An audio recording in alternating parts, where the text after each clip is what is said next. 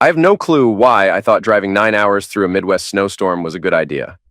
Maybe I was still clinging to the storybook version of my life, the one I believed in when Abigail and I first got married. 7 years is a long time. People change. I changed. She changed more. The roads were half ice, half misery, and the sky spat white flakes so thick I couldn't see the headlights in front of me. But I kept going. Mile after mile, pull over, cancel the surprise. No, I was determined, stupidly determined, to show up on my wife's birthday weekend, gift in hand, as if we were still a normal couple. She'd gone to her sister Mia's place in another state for a spa day with friends, so I told her I had too much work to join. In truth, I'd arranged time off specifically to drive out there. Hotel reservation booked, a fancy dinner lined up, and that damn cake from her favorite bakery. The birthday was going to be perfect, or so I thought. After nearly 9 punishing hours, I pulled onto Mia's street at around 4 in the afternoon. The plows hadn't even bothered to come by, which left chunky drifts of slush that made parking a nightmare. I ended up leaving my car a block away. The wind stabbed my face as I trudged through the snow, half hugging the bright pink cake box to keep it from getting wet. By the time I finally reached the front door, my jeans were soaked from the knees down. Happy birthday, honey, I thought, trying to conjure that warm feeling that used to come so easily. But before I could knock or announce myself, I heard familiar voices, Abigail and Mia laughing in the kitchen. "He texted earlier," my wife was saying, said something about being stuck at work, more like stuck in that stupid game of his. "Yeah," Mia responded dryly. "Noah loves those headphones more than real-life conversations." They both laughed. Not the gentle teasing I'd sometimes overhear, but a genuine, pointed mockery. My name came up again, and I froze, hand hovering over the doorknob. Abigail's tone turned conspiratorial. "I don't even care if he's bored. I wanted the weekend to myself. That man's been driving me crazy. I swear, Mia, if I have to listen to him go on about the same 3 stories all night, like the time we got lost on that camping trip or that joke about the fast food worker, God, I might scream," Mia chuckled. "At least he's not here ruining your big night. Roads are a disaster anyway." Abigail let out a snort. "Oh, please, let him drive in the ice. He's the one who chose to stay behind, right? If he tried coming out in this weather, I'd roll my eyes and say, 'Crash, for all I care.'" She paused. Then the words that changed everything fell out of her mouth like poison. "God, I hope he crashes. I could use the insurance." In the silence that followed, I thought maybe I'd imagined it. Who wishes that on their spouse? Then Mia's voice piped up, a hushed giggle in her throat. Or at least a few months of quiet. "He's always in your ear, right?" They laughed. Actual laughter at the idea of me, her husband, sliding off the road into a ditch or worse. My stomach twisted. The cake felt heavier than any object had a right to be. Without warning, Abigail's voice turned sly again. "Speaking of which, I was messing around on my phone the other day, and I installed that new dating app. Just to see what's out there. Oh my God, Mia, you won't believe the guy I matched with. Huge, tall, dark, and let's just say the man is gifted." I pressed closer, the back of my neck prickling with dread. A dating app? We were still married. Even if we'd been going through a rough patch, that's not something she ever brought up. My face burned with embarrassment and anger. Mia gasped. "Get out! That's insane! Let me see!" There was a rustling sound like a phone being waved around. Abigail lowered her voice, but I still caught every word. "I recorded him. Just a quick little snippet. Look at this. See how big he is? Way bigger than Noah's, and trust me, it felt better than any closeness I've had in years." They snickered together like a couple of middle schoolers showing off a contraband phone. My vision blurred. She was cheating, apparently bragging about it to her sister and mocking me in the most insulting way. I felt like I'd been stabbed in the chest. Mia let out a scandalized bark of laughter. "Damn, girl, that's massive! So, is it official you're hooking up, or do you just want to keep it casual?" Abigail giggled. "For now, it's casual, but if Noah found out..." "Oh man, I bet it'd break him. He's got his uses, though, especially that life insurance." Keep telling myself, if he tries to ruin my fun, maybe I should encourage him to drive in a snowstorm. Mia's reply was muffled, as though she'd turned away. "You're bad. Let's just hope he stays away. You deserve this birthday." The conversation drifted to other things, but my ears were ringing so loud I hardly registered it. My wife was hooking up with some tall stranger, apparently with a giant Johnson, while I was out here risking my life to bring her a damn birthday cake. and she was literally hoping I'd crash my car for the insurance. An icy ache filled my entire body, part shock, part heartbreak, part rage. My hands were trembling. The doorknob felt cold beneath my grip. I made a split-second decision. I'm going in there. Let them see me. Let them realize their cruelty. I pushed the door open. The old hinges squeaked. I stepped into the warmth of the house. The kitchen was just off the hallway. Abigail and Mia spun around, eyes going wide. That moment, seeing their faces, has been etched into my mind. Abigail's lips parted like a fish gulping air. "Noah," she whispered, color draining from her cheeks. Mia just stood there, phone in hand, a look of pure horror on her face. I said nothing. I couldn't speak. My throat was locked up with every raw emotion under the sun. I walked to the counter, placed the pink cake box down carefully, like it was some sacred offering. Then I turned and left. Abigail called my name. Mia said something like, "Wait, we can explain," but I was gone. Out the door, into the snow, heart hammering like a drum in my ears. I stumbled back to my car, hands numb. The phone started buzzing in my pocket, a rapid-fire barrage of calls from Abigail. I tossed my phone onto the passenger seat, started the engine, and let out a shuddering breath. The tears came, hot and furious, mixing with the cold dryness of the winter air. A swirl of confusion battered my mind. She cheated. She laughed. She wanted me dead. My first instinct was to check that my phone's recorder was off. I'd used a voice memo app earlier to note some last-minute gift ideas. A quick glance confirmed it had been left running the entire time. The display showed nearly an hour of audio, so the entire humiliating conversation, I had it. Without planning to, I'd just recorded my wife bragging about cheating and mocking my manhood. Maybe I should have deleted it. But something told me to keep it. Proof. Or maybe just an anchor to remind myself I wasn't crazy. That night, I found a dingy motel that cost me $80. The room smelled like stale cigarettes and despair. I turned my phone off, stared at the ceiling, and tried not to think about the details she'd shared about this other man. How he was so huge, how it was incredible, how my own body was apparently inadequate. I tried not to replay her words about my life insurance. I tried, but it was impossible. The next morning, I turned my phone on. The barrage of missed calls and messages was overwhelming. I read none of them except for a text from my best friend Theodore. Me. "Hey, something happened with Abigail. Can I crash at your place for a bit?" Theo. "Dude, of course. Doors unlocked, beers in the fridge." So I drove back another 9 hours, ironically surviving the same storm that she'd hoped would take me out. At home, I grabbed clothes, documents, anything vital. Her car was still missing, probably still at Mia's. Perfect. I left the ring on the dresser. Not because I was certain it was over yet, but because the thought of wearing it made my stomach turn. Then I slipped out the door and made my way to Theo's place. That was 3 days ago. In that time, she's tried everything to contact me, voicemails from tearful to raging. "It was a joke," one message said. "You got it all wrong," said another. "I can't believe you do this to me on my birthday weekend," whined a third. Not once did she say, "I'm sorry for cheating."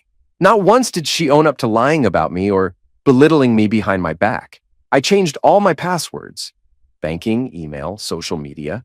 Then I froze our joint credit cards, moved half the money out of our joint savings, and told my boss I'd be working remotely for at least a week. If she wanted to talk about destroying our marriage, she could do it with a lawyer. Inside, I felt numb, but also weirdly awake. Everything was so crystal clear now.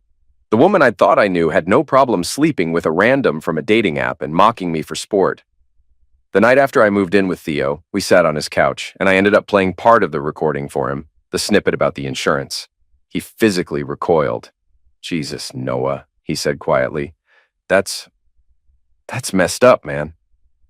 He didn't even know the half of it, how she'd bragged about the other guy's size, how she said the closeness was better. Maybe my pride was too wounded to share those details. By day 4, something had hardened inside of me. I decided to confront her about the cheating directly. Only, I didn't want to see her face to face. I'd do it in a text, just so I had everything documented. I typed it out, referencing specific lines from the recording. "I know about the dating app. I know you bragged about hooking up with someone with a giant Johnson. I know you said it was better than me, don't deny it." Then I deleted the message draft. I realized I'd prefer to keep that knowledge close to the chest for now. Let her squirm, wondering how much I'd heard. Let her lie if she wanted. My illusions about us were gone, replaced by a colder, more calculating version of myself.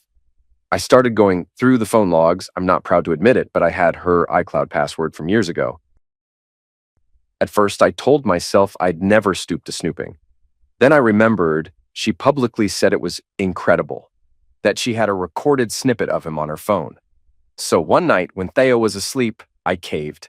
I logged into her iCloud on my laptop. What I found was horrifying. She'd actually saved the short video from her phone to the cloud. In it, she was in a dimly lit bedroom. You couldn't see her face fully, but you could see the outline of a tall, muscular man with dark skin standing near the bed. She was giggling as she panned the camera down to show how huge he was. No faces, no identities, but her voice was unmistakable. "Just look at that! It puts Noah to shame! This is insane!" She ended the clip with a breathless laugh. My ears burned. My chest felt tight. My entire body flooded with a sensation that was equal parts revulsion, heartbreak, and a weird fascination. This was my wife, someone who used to cling to me every night, now practically drooling over a stranger, and mocking me for not measuring up. I downloaded the clip onto a flash drive. Then, for reasons I can't fully explain, maybe out of pure rage or a twisted need for control, I decided to post it anonymously. Not the entire video, just a snippet. I hopped on Reddit, found a certain thread that specialized in relationship revenge exposures, and I posted, "Found out my wife is cheating. She bragged about this. Thoughts?" No personal details, no mention of real names or faces. The man was unidentifiable. It was humiliating for her, though, because if you knew her voice, you'd recognize it. I included a short bit where she said, "It's so much better than what I get at home." I didn't expect many people to see it, but the internet can be unpredictable. I woke up to chaos. My DMs were flooded. Several had recognized her voice, apparently mutual acquaintances or even casual online friends. They were stunned. One person wrote, "Is that Abigail? Holy crap!" Another said, "Dude, you can't just post your wife's personal stuff." But others cheered me on, saying I was right to expose her. It was like a twisted peanut gallery. By noon, my phone was blowing up again. Abigail's father called me repeatedly. I didn't answer. He left a voicemail.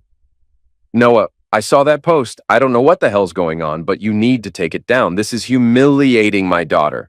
You better call me back or so help me." I laughed bitterly when I heard it.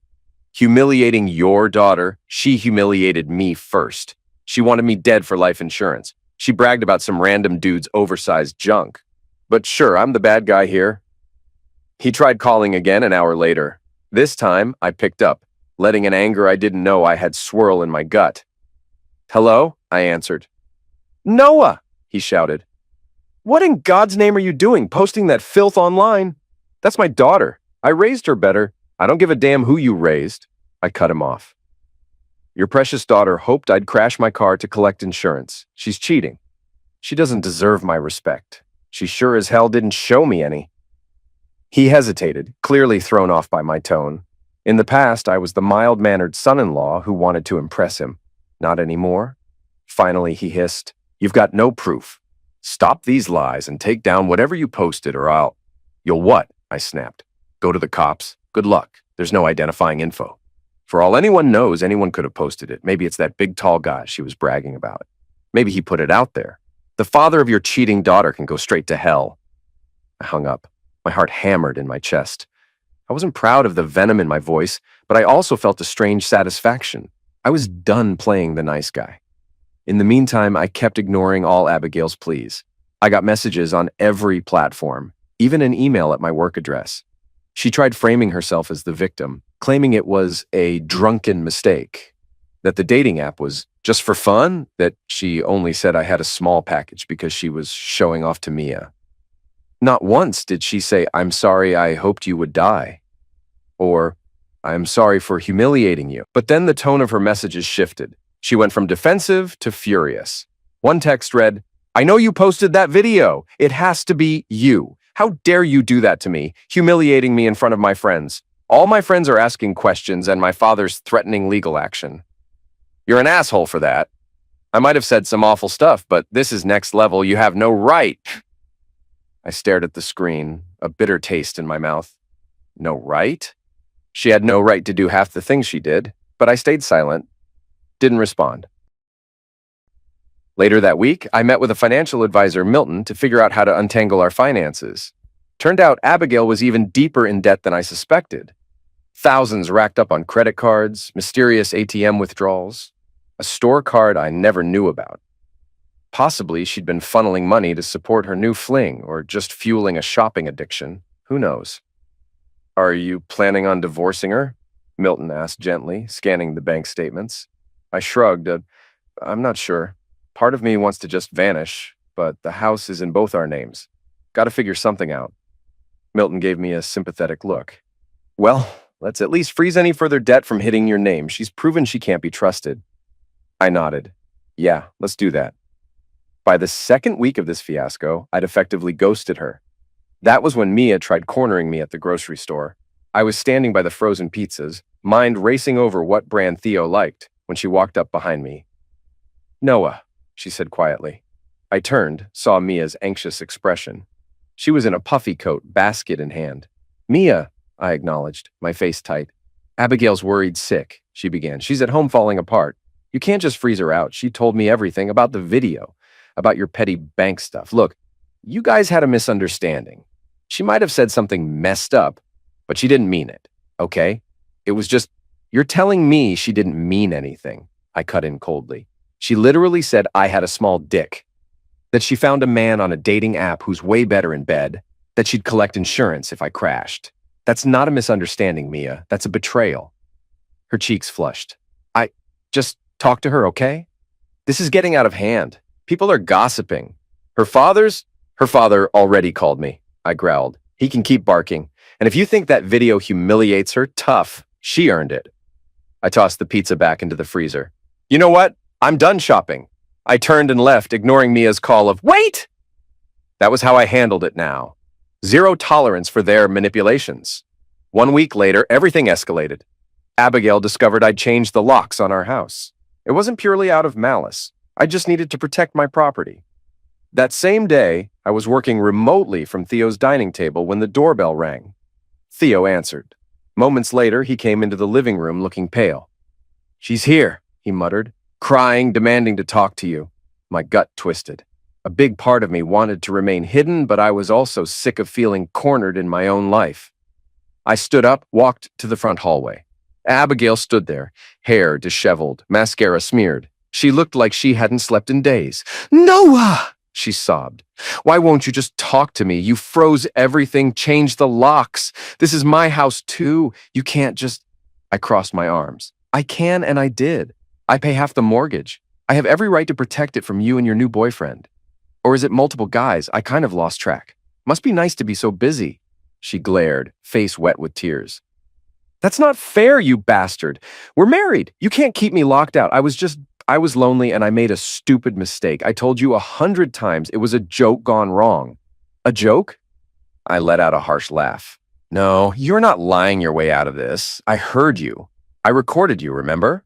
Or maybe you forgot about that giant Johnson you were bragging about to Mia. Her eyes widened. I can't believe you spied on me. You can't believe it? You're the one who installed a dating app while married to me. She let out a frustrated shriek, then lunged forward, shoving at my chest. I staggered back a step. Instantly, Theo stepped in from the side, arms raised, but I motioned for him to let her be. She jabbed a finger in my face. You're going to regret posting that clip. My father's talking to lawyers. That was private. I stared right back. I regret nothing. Go ahead, sue me. We'll see how your precious father likes it when the rest of your shady business comes out, and we'll see how the big tall guy feels about all of this. Her lip trembled. Don't you dare drag him into this. He's not... we only hooked up once. Then you shouldn't have bragged to your sister about how he's so much better in bed than me, I fired back. You humiliated me in front of your entire family, and you wished I'd die for insurance money. Don't come crying to me about your so-called privacy now. Her face twisted with rage. I never wished you'd die. Not really. You're twisting my words. I was venting. I was drunk. God, Noah, you were so neglectful, always in your own world. You never even tried to see how lonely I was. You're insane, I muttered. And you sure seemed sober enough in that video to enjoy yourself with your new fling. She lunged at me again, fists clenched, tears streaming. Let me in. That house is mine too. You can't just steal my life from me. I grabbed her wrists, forcing them down. My voice went cold as ice. I know about your giant date app friend. I know about the texts, the sneaky videos. I know you told Mia it was incredible. You think I'm letting you back into my home after that?" She choked out a sob. "You bastard! I was upset you never joined me for anything. And yes, I talked big with Mia. I said mean things I shouldn't have. But you took it too far posting that clip. Now everyone thinks I'm some kind of whore. Do you understand how humiliating that is?" "Not as humiliating as hearing your wife mock your manhood in front of her sister," I retorted, voice shaking.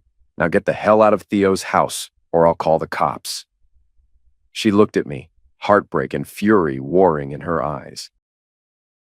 Then she turned and fled through the front door, letting out a strangled scream on her way down the driveway. I heard the engine of her car start, tires spinning in the slush. Then silence. Theo stepped up beside me. He exhaled slowly, giving me a sidelong look. Dude, that was intense. I just stared at the door. My hands were shaking. I'd never spoken to her like that in my life. Part of me was shocked at how easily it came out. Another part felt a grim sense of satisfaction. She was the one who started this war. I was just finishing it. That same night, while scrolling through anonymous messages, I saw something that made my blood run cold. Someone claiming to be from her circle posted a follow-up. I recognized the voice in that cheating clip. Everyone in her friend group is freaking out, but they have no way to prove who posted it. People suspect the new boyfriend might have done it out of jealousy. I barked out a mirthless laugh. So they think it might be the tall, dark guy? That's perfect. Let them chase their tails. Meanwhile, I kept reading comment after comment, either condemning me for posting personal footage or praising me for exposing a cheater. The internet was split, and I found myself strangely addicted to reading both sides. Meanwhile, text messages from unknown numbers trickled in, likely her friends or relatives hurling insults, but I ignored them. If I was going to be the villain in this story, so be it. I'd at least control my own narrative. By the third week, I'd made an appointment with a divorce lawyer. Let's call him Curtis. Recommended by a coworker. He was older, sharp-eyed, with a crisp business suit that screamed efficiency. "So, you have a prenuptial agreement?" he asked, scanning the forms I brought. I shook my head. No prenup. We got married young. Didn't see a need." He nodded slowly. "That complicates things, but you can still push for a favorable settlement if you can prove infidelity or financial misconduct. However, posting that video, that might be seen as retaliation or harassment. Be prepared for that argument." I shrugged, swallowing a surge of guilt. "I did it anonymously. She can't prove it was me." He leveled me with a knowing look. "Even if she suspects, that's not the same as proof. Legally, it's a gray area. Still, I'd tread carefully from here on out. Don't give her more ammo." Leaning back in the chair, I felt a stab of doubt. I'd turned into someone I hardly recognized, a man who'd post an intimate clip on Reddit just to shame his wife. Then I remembered her cackling voice. "It's so much bigger than Noah's. This is insane." The humiliation flooded back, and any remorse I felt shriveled up. "Okay," I said to Curtis, voice steady. "We move forward. I want to freeze her out of my finances as much as possible. She can figure out her own debts." He nodded. "We can arrange a legal separation first, in which you're not responsible for new debts. Then see if you want to finalize the divorce." I signed some papers. We made a plan to serve her documents by the end of the month. Throughout all this, mutual friends started taking sides. Some sent me messages of support, telling me how vile it was that she wished me dead for insurance. Others lashed out, claiming I was humiliating her by airing our dirty laundry. Nobody was neutral. The tension in the social sphere was like a pressure cooker. One random friend of hers, Jill, wrote me a surprisingly candid note.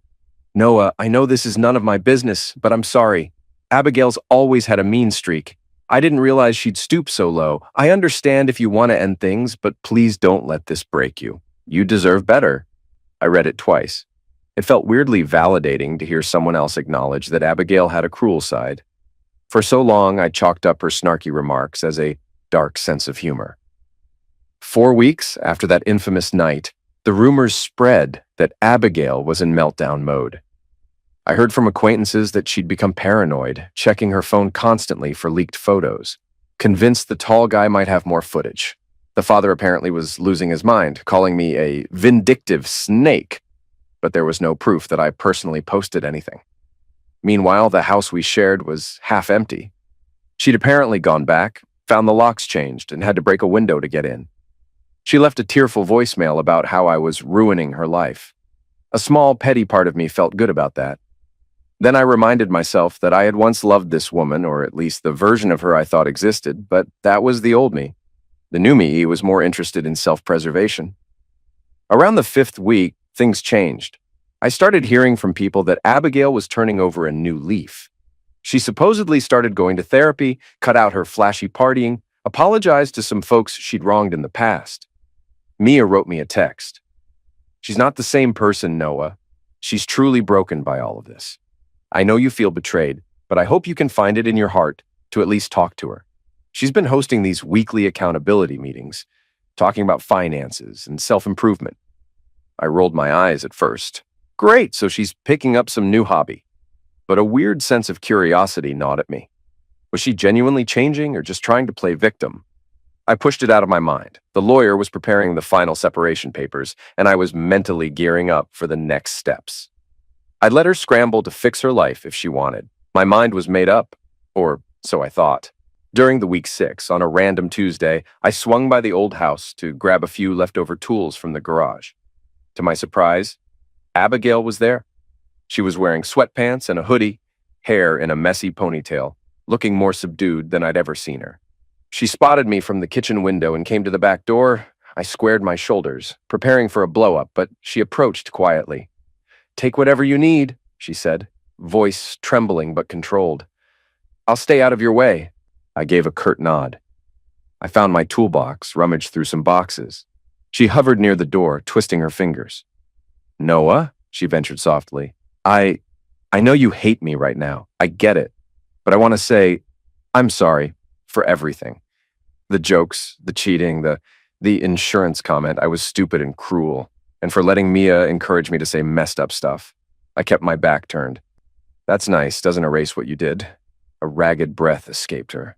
"I know, but I'm working on it. I know you probably think I'm lying. If you wanted proof, I could show you some therapy logs, but that might just make things worse. I just needed to say it." I slowly turned to face her. She looked thinner, dark circles under her eyes. She wasn't wearing any makeup or designer clothes. For a moment, I glimpsed the girl I fell in love with years ago. Vulnerable, uncertain, trying to do the right thing. But then I remembered the video, her voice. "This is so much better than I get at home." My jaw tightened. "All right, well, you've said it. I'm out of here." She swallowed. "Noah, please. I won't push. Just, I've changed. Please believe that, even if you can't forgive me." I walked out of the garage without another word. That night, I found the flash drive with the video and rewatched it, clenching my teeth at her breathy giggle, her blatant excitement while dissing me. Why was I punishing myself by watching it again? Maybe I needed to remind myself not to be swayed by her new penitent act. This was who she was.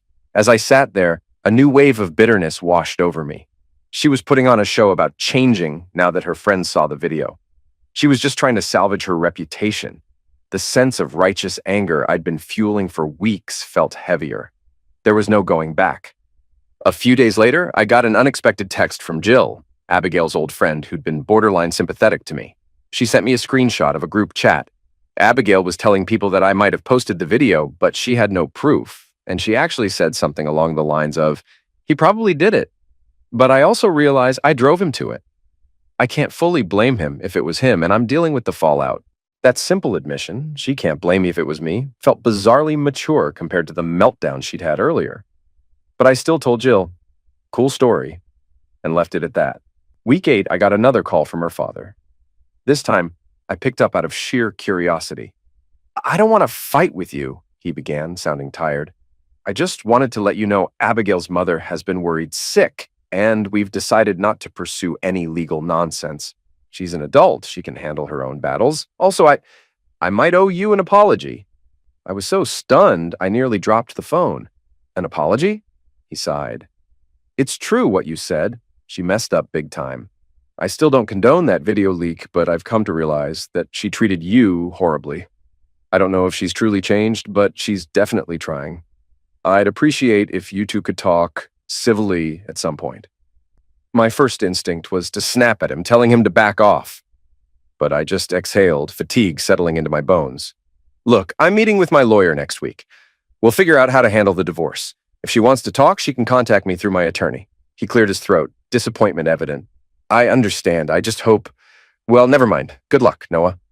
Without waiting for more, I hung up. For once, I didn't feel the usual triumph, just emptiness. Week 9. The divorce papers were ready. I had them served to her at home, not at her workplace. I wasn't that cruel. My phone lit up an hour later. She called, left a voicemail. Noah, I got the papers. I guess this is what you want. I won't fight it. If you want out, I'll sign. But I'd really like to talk one more time. If possible, we owe each other at least that much honesty. We agreed to meet at the house the next day. I arrived around lunchtime. She opened the door with a bitter look. No smile, no greeting. You're proud of yourself? She snapped. That video? My parents saw it. My coworkers, my friends. I walked inside, keeping calm. The place looked bare. Boxes everywhere. The big TV was gone. Something was off. You filmed yourself bragging about cheating, I said flatly. I didn't tell you to show your sister. You humiliated me, she shouted. You've ruined everything. My job's hanging by a thread. I can't even go online without people messaging me disgusting things. I shrugged. Now you know how I felt. She laughed, cold, bitter. You act like you're some victim. You left, drained the accounts, and now you're playing the wounded saint? You said you hoped I'd crash and die, I replied. You joked about cashing in on my death. That wasn't serious, she screamed. God, you're so dramatic. No, Abigail, you're just not used to consequences. She stepped closer. You think you're better than me now? No, just finally done pretending you're a good person. Something snapped in her face. You ruined my ducking life, she screamed, and without warning, grabbed a mug off the counter and hurled it at me. It missed by inches, shattering on the floor. Get out, I said, reaching for my phone. Now! She lunged, slapping at my arm. Touch me again, I said, backing away. I'm calling the police. Her voice cracked. You're gonna call the cops on me? I'm done, I dialed. Yes, I'd like to report an assault. My wife just threw a mug at me and tried to hit me. Yes, I'm safe. She's still here. Her expression twisted as she backed away, eyes wide. She started crying, but the rage didn't leave her face. 15 minutes later, the police showed up. I met them at the door. She tried to explain it was a domestic dispute, but the shattered mug on the floor and the scratch on my arm said otherwise. They cuffed her gently, walked her out. She looked back once, eyes red. You destroyed me, she whispered. No, I said. You did that yourself. She was fined and released the next day. A no-contact order followed. I filed for divorce that week. No more messages, no more scenes, just silence and finally peace.